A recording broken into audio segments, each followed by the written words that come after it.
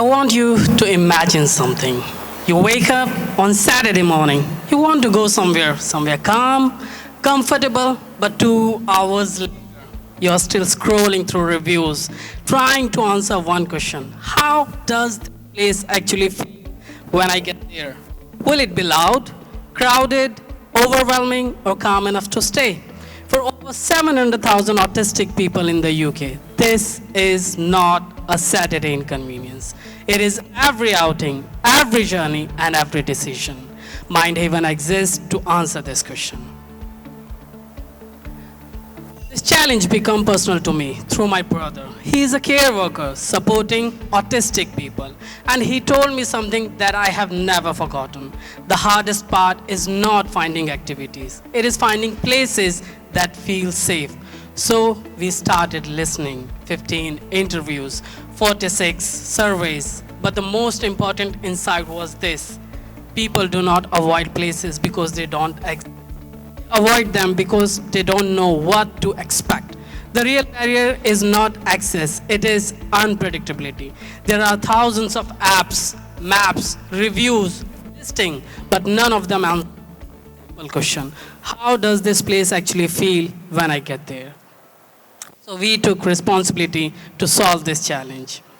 This is MindHaven in action, a platform where people can explore activities, see how it will feel, and book with confidence. But how does MindHaven know how a place will feel? That is comfort score. During my master's research, I built a comfort score engine using open public data: noise, comfort score, noise, screen space, accessibility, crowd density. And for the first time, comfort become measurable. We already mapped more than 197 locations in London. But how do we know it works? We validated our comfort score using 3 independent ways: human experience, noise data, and open green space data. All of them reached the same conclusion. This is not a guess. This is a validated system to understand how a city feels. Why MindHaven matters? There are just in London only, there are 88,000 autistic people. So this is our starting market. Our business model is simple. We have 3 revenue streams. We will start first with B2B. We will convert our pilot with care homes into paying subscription. Once it is validated, we will expand to B2C and then B2B. Our app is completely free for everyone with optional subscription. In B2G, we will counsel to understand how city feels, and we will help city planners to make inclusive cities for every mind. Financial readiness. MindHaven built lean. Because of automated comfort score engine, the cost is low, which we already covered. We need £5,000 to convert our pilot, to do our pilot, and collect evidences. Our growth strategy is, it's simple: validate the pilot, and once it is validated, expand it to London, then UK, and then go global. Make cities kinder for every mind. Our early momentum is already strong. We got recognition from we got recognition nationally and internationally, and we were top 15 out of 3,000 projects in Santander X Explorer. Recently, we finished a crowdfunding campaign, and it was exceeded from its minimum target. Today, we have 2 letters of entry, and very soon we are going to start our pilot. Let's hear what our test users are saying. So if you don't go outside, this will be a good app to start, building that up. So I'd really recommend it. Okay. MindHaven is not here to make cities smarter. It is here to make cities kinder for every mind. Thank you.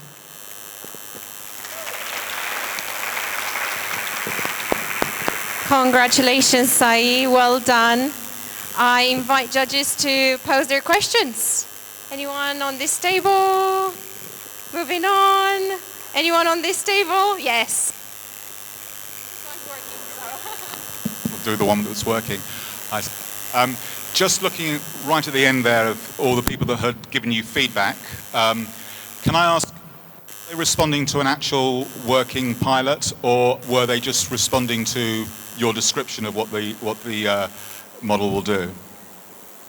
Okay, so they would like to do actual pilot. I'm already connected with special people in Barnet, and first we got letter of interest where we had non-binding letter, and they gave me some feedbacks that they need, because the autistic people are not just autistic, but they have disabilities as well, and for that they need accessibilities like disabled parking, toilet, all these facilities are there or not.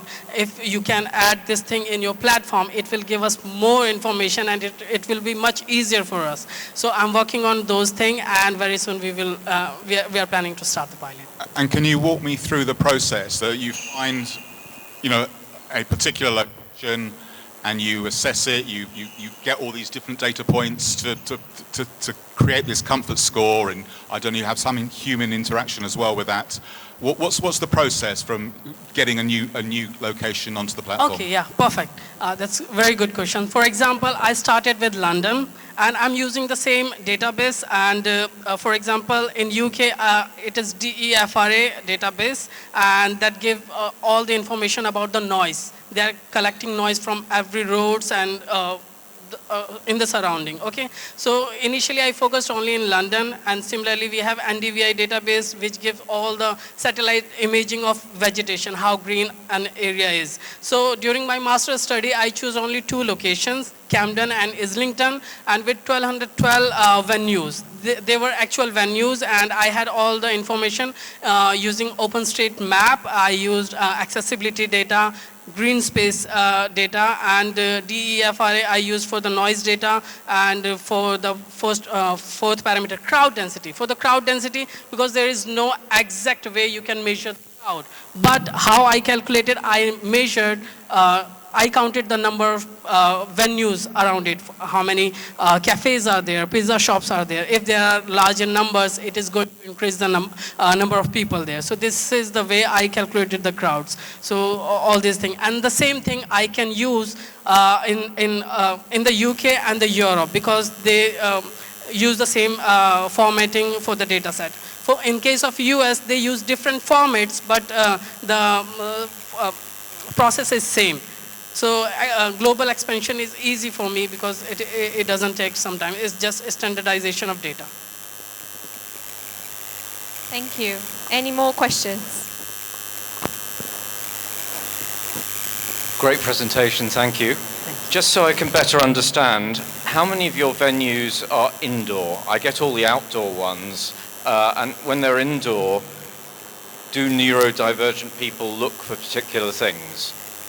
Okay, so one thing that I would like to clear, the comfort score that we are measuring, it is telling about the outer environment, because collecting data from the outer environment, not the inside. Okay, when we discussed about our users, how they feel about it. So this thing, for example, I can tell about a person who she told me that I have never visited Central London in past 12 years, because it is really difficult for me to go there. It is crowded, as well as the tube journey is overwhelming. It's too noisy that I avoided going to Central London.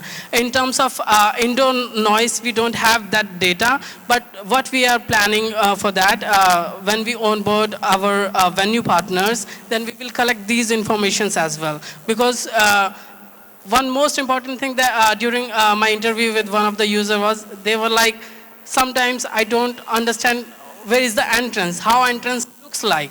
It is another difficulty for them. So we are solving those problems as well. Thank you very much. Just one last question, very quickly, and then we'll move on. I will hold this for you. I'm not quite fair with technicalities. How different is that from, say, a good hearing aid? How different is this solution from a hearing aid? From a good Okay. hearing aid? The hearing aid, because what we are measuring the environment, and it has 4 parameters like noise, crowd density.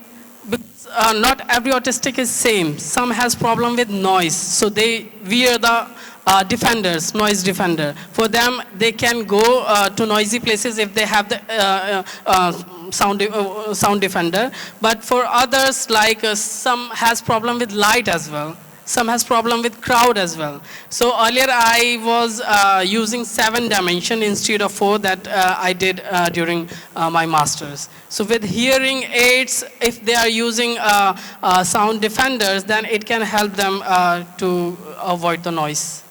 Thank you. That's great. Thank you so much, Sai. A huge round of applause for Sai.